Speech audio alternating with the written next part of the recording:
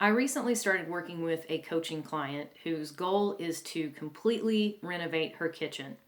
She loves her house, but the kitchen is quite small and out of date. So she got with a contractor who gave her an estimate that in order to get the kitchen exactly the way that she wants it, it will be, give or take, 40 grand.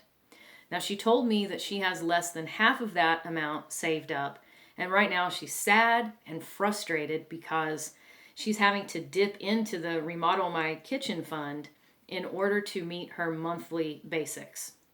The business has been sliding off steadily, and she's been doing all the things that she typically would do for success, but they're just not working anymore.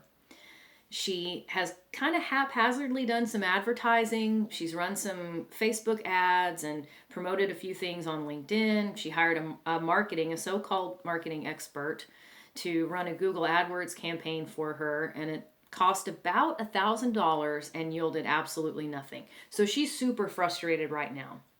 And what we so often do in those times when we're having to dip into our savings and we're getting really frustrated, we tighten the belt even further. Now, some people go in the opposite direction and they throw caution to the wind and they just start advertising all over God's green earth with no real direction. They're just frenetic and desperate.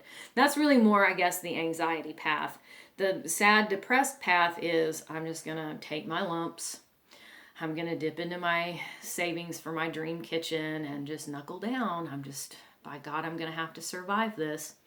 What I want to encourage you to do as you're setting your goals is to focus on the feeling. And I'll give you a tangible example. So many of us who own a staffing company or we've gone out on our own as a solopreneur to run a desk from home, we have worked for a company before where sales goals were set for us. And oftentimes we felt disconnected from them.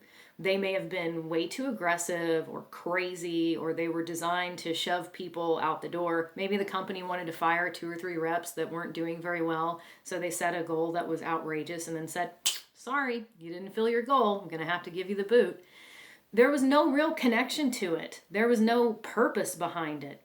When you're setting goals for yourself, one big trap that you can lay for yourself is getting all up here and deciding, well, I'm making this, but I want to make that. Okay, but why? What I really, really want to discourage you from doing is just say, well, who wouldn't? Who doesn't want to make more money? One thing that makes me crazy is when I hear people say, if being an entrepreneur were easy, everybody would do it. Like, nobody wants to have a boss. Everybody would want to be their own boss, right? No. Not just no, but hell no. No, they wouldn't. There are some people who enjoy working a traditional Monday through Friday, 8 to 5 job where they have a boss who makes decisions for them. They know exactly what their paycheck is going to be. They're not worried about covering their own benefits. Everything is laid out for them, and they go to work and they do their best and they plug in and then they clock out and go home. So the next time somebody tells you, oh, well, everybody would be an entrepreneur, everybody'd run their desk from home, everybody'd sit and work in their PJs if they could, no, they wouldn't. Don't listen to that nonsense. When you are setting goals for yourself, think about how it's going to make you feel. So with this client, she loves to cook. She really enjoys being able to cook not only for herself, but for her family. And it's also a bonding experience because her oldest daughter would love to go to culinary school. So there's a lot of emotions wrapped up in being able to have this warm, inviting, modern kitchen where she can cook and also invite her daughter in and they can cook meals together. Like just simply saying, well, I want to have a nicer kitchen is very flat. But if you can close your eyes and picture what you're going to be doing in this space that you want, or I want to take the kids to Disneyland. Well, how's it going to feel when you get there? I want to buy a new house. Okay, well, what does the house look like? What kind of activities will you do once you get into the house?